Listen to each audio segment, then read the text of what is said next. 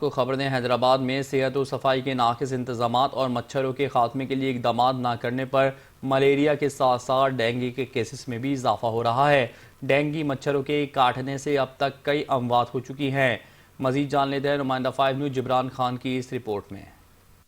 حیدرآباد میں ڈینگی کے مرض نے وبائی صورتحال اختیار کر لی ہے۔ حیدرآباد میں ڈینگی سے اب تک 14 اموات رپورٹ کی جا چکی ہیں۔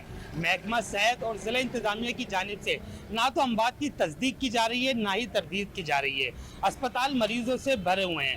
حیدرآباد کے شہری اس حوالے سے کیا رائے رکھتے ہیں اور ان کا کیا کہنا ہے، آئیے انہی سے جان لیتے ہیں۔ فوری طور پر ڈینگی وبا سے نجات کے لیے ایمرجنسی محکمہ صحت کو نافذ کرنی چاہیے۔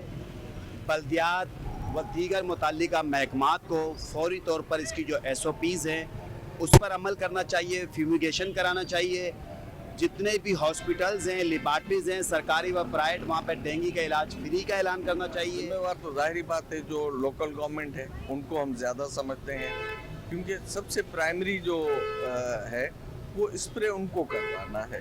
اس کے بعد پھر ہیلتھ پہ آئیں گے ہم، اگر پھر ڈسٹرکٹ انتظامیہ پہ آئیں گے، اور ہم بھی اس کے ذمہ وار ہیں کہ ہمیں لوگوں کو اویئرنیس دینی چاہیے کہ ہمیں اس کے متعلق کیا کرنا چاہیے۔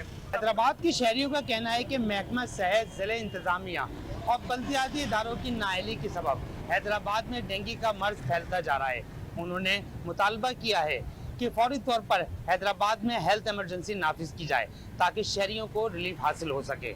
کیمرامین سہیل احمد کے ساتھ جبران خان، 5 نیوز، حیدرآباد۔